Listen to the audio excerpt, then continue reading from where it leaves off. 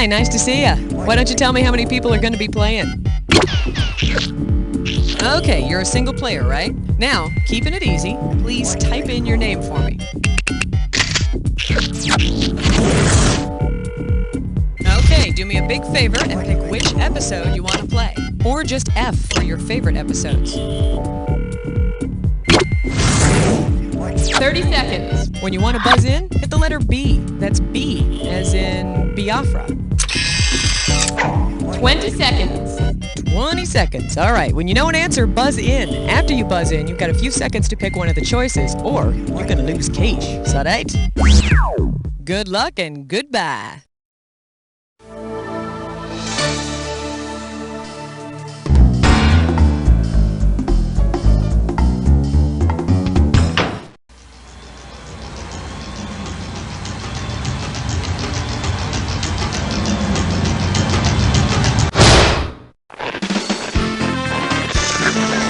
It's time for the show where high culture and pop culture collide. Hello there, and welcome to our Just a Bunch of Facts episode. You know, right now it may seem that this is just a harmless gathering of facts, but our trivia army grows and grows, and one day soon it shall rule the entire universe. So let's play now while we still can. All right, I need a category.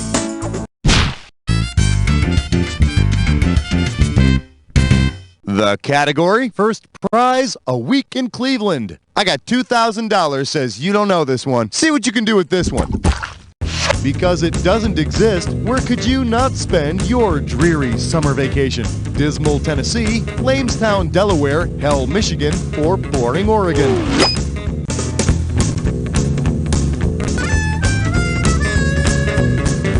There's no such place as Lamestown, Delaware. I mean, come on, it's Delaware. How could you say just one place is lame? Time to pick a category. Question alert. Question alert. And our special guest tonight, the theater of the absurdly low prices. You get this one, you pocket $2,000. Hey, so you've heard of this big popular play, Death of a Salesman, right? Where this salesman guy, Willie Loman, dies? Oh, come on, they tell you in the title. Anyway, based on the play, how would you expect to see your favorite infomercial host die in a play titled Death of an Infomercial Salesman? Would he die by hanging, using a pocket fisherman, stabbed with a Ginsu knife? In Death of a Salesman, Willie Loman dies in a car crash. Hey, good looking. Be back to pick you up later.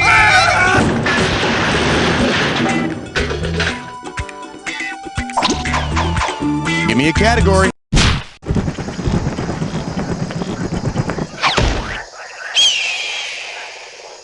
We're calling this one, tell him it's God at the door. $2,000 for a correct answer. Heads up, here it comes. A door-to-door solicitor would have the easiest time unloading which of the following items on a Jehovah's Witness? Membership in the Democratic Party, a miniature American flag, a Holy Trinity t-shirt, or organ donor information. U-G-L-Y, you ain't got no alibi, you ugly. Okay, now here's a good answer. The Jehovah's Witnesses do not honor government authority, national flags, or the Trinity. However, in some cases, they'll take an organ transplant. You know, what's this world coming to when a Jehovah's Witness can't even get out of his house to go bother people door to door because he's being bothered by door-to-door salesmen? Category, please. This one's called Rudy Tooty, Presidential and Fruity. You get it right, you get $2K. Pencils ready. Let's do it. Which U.S. president would not have been able to enjoy a senior citizens discount on a Denny's Grand Slam breakfast the morning of his inauguration? Theodore Roosevelt, Gerald Ford, Dwight D. Eisenhower, or Harry S. Truman?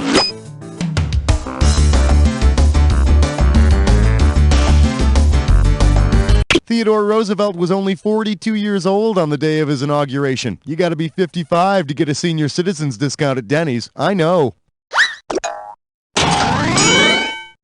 And boy, that would have really pissed off old Teddy, because not many people know this, but his famous saying was actually walk softly and carry a big stick of butter, large stack of pancakes, and several small sausage patties. All right, I need a category. Well, I hope you're all rested up, because you're about to take on a Dis or Dat. And this Dis or Dat questions category is lifestyles of the bitchin' famous. All right. Hey, I'm ready if you are. Give me 30 seconds on that clock. Let's dance. Slap the cop. Zsa Zsa Avar Buff was on Green Acres. Was in a Very Brady sequel. Has been married more than... Was born first. Wrote the book Orchids and... Last one. Would call you... Ain't got no more. You know, you only got 4 of them right, which is not very reassuring for the rest of the game, is it? Let's look at your new score. Hey, keep it to yourself. Your score could be going down. Let's try some more here. Time to pick a...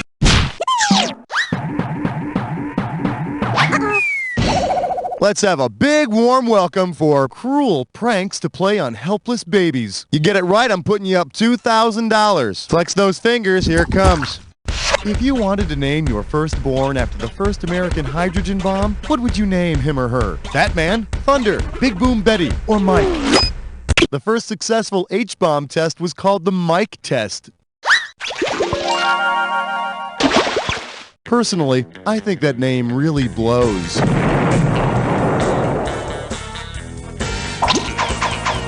All right, pick a category. Well, what do we have here? Star Trek 19, plumb out of ideas. How does $2,000 sound? Okay, Trekkies, or Trekkers, or whatever you call yourself. Listen up, you know that next generation character Q, the all-powerful one? Well, suppose Q takes the crew to a queue. What exciting adventure are they having? A queue is what those wacky Brits call a line. Ah, but the story gets even more exciting when the crew discovers that the checkout clerk is none other than Captain James T. Kirk. Throw me a category.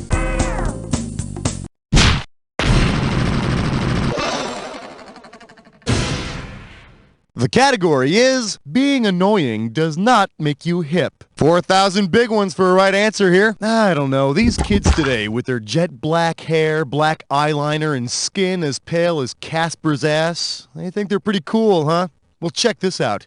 If the kids really want to be goth, what do they need to do? Learn Greek and breed elephants, understand French and invent farming, know Polish and colonize Asia, or speak German and battle Romans.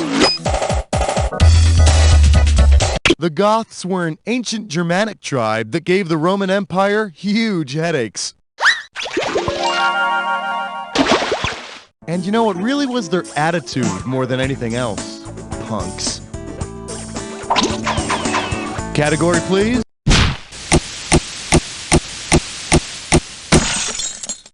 This category is known as the radioactive dating game. How does $4,000 grab you? All right, give me your best shot. Which is the oldest fossil? Rod Stewart, Eric Clapton, Mick Jagger, or Steven Tyler?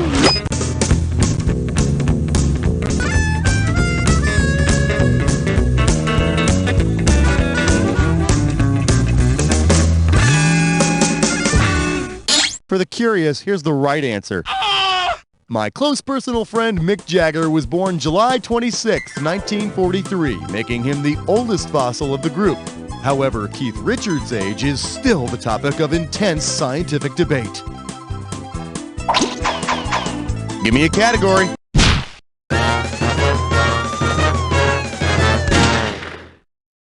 Let's take a look at unidentified object. If you know this one, you're getting $4,000. Hey, the X-Files is real, my friend. Aliens are watching us right now, observing everything we do. In fact, I found their logbook. Check this out. A tube within a tube holds a dark, sticky fluid, both Okay, it was just me with a funny thing on my voice. Both tubes are stopped at one end with a plug and at the other with a sphere, allowing the fluid to decant evenly. What object are the aliens describing? A tattoo needle, a ballpoint pen, a tube of toothpaste, or roll-on deodorant?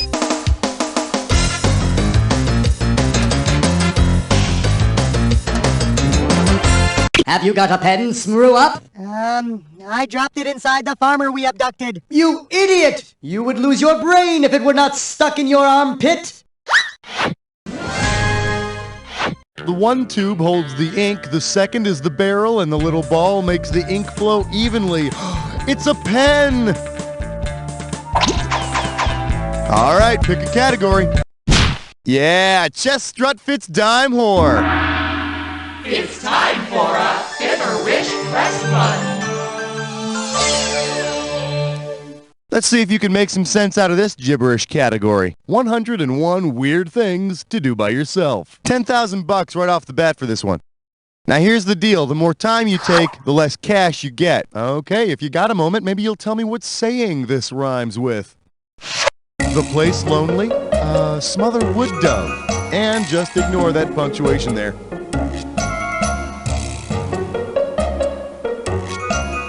Okie doke, first clue, it's a description of a body part.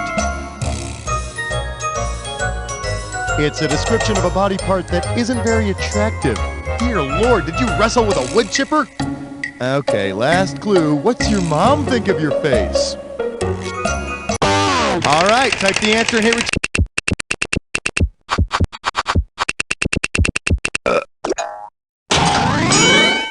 Of course, your mom probably really doesn't love your face, but unlike me, she's too polite to say anything. And besides, when was the last time you sent me a Mother's Day card, huh? Time to pick a category. Shake hands with Weird Al and weirder fans. $4K coming your way for a right answer. She's pissed. He's pissed. We're pissed. So pissed about a question. We're pissed about. Okay, this pissed about a question letter came to us via email from a certain Marty L., who claims to be a very large fan of my close personal friend, Weird Al Yankovic. Marty writes, I was delighted to see the question called, oh no, Weird Al's not the only one, being that I am a very large fan of Al. However, your fact was wrong. Frankie Yankovic is not Al's father. Please do your research before you spread vile rumors around. And, of course, Marty was kind enough to provide sources showing our mistake. Yep. Our bad. Around here, we take our Weird Al trivia very seriously. And believe you me, Marty, some people lost their jobs over that mix-up. So, let us try to make amends. Since Weird Al's official website states that he had LASIK surgery a few years ago, which of the following vile rumors would be more appropriate for us to spread? Weird Al used to have to stuff his shorts. Weird Al used to be blind. According to the man's official website, back in '98, Al got himself some LASIK, which is laser-assisted in situ carotid. He got eye surgery to correct his nearsightedness. So that means when you see Weird Al wearing glasses nowadays, he's just faking it. I always knew he was a poser. All right, I need a category.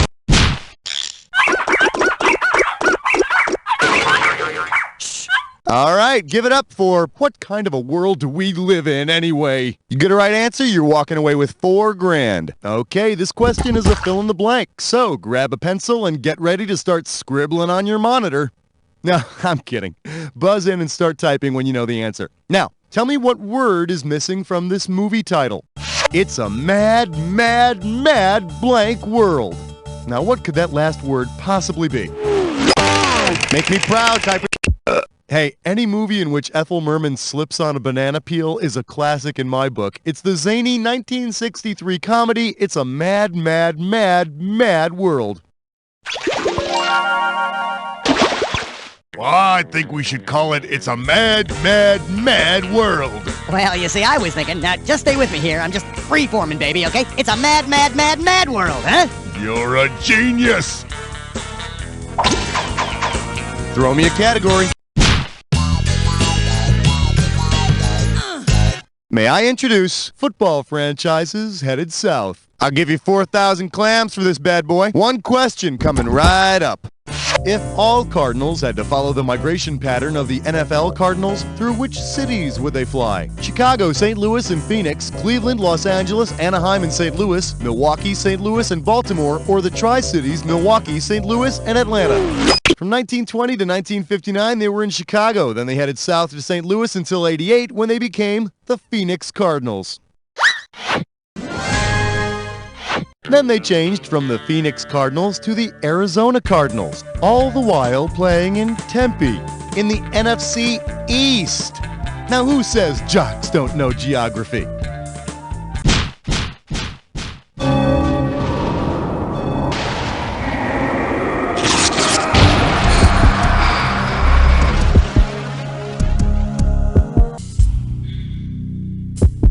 You've almost made it to the credits, but first, the attack. When you see two words that match, always in a hurry, I bet you're a joy to hang out with. Here's your clue. Oh mio mio. E-I-E-I-O, and Schmitty-O is my name. Okay, have fun.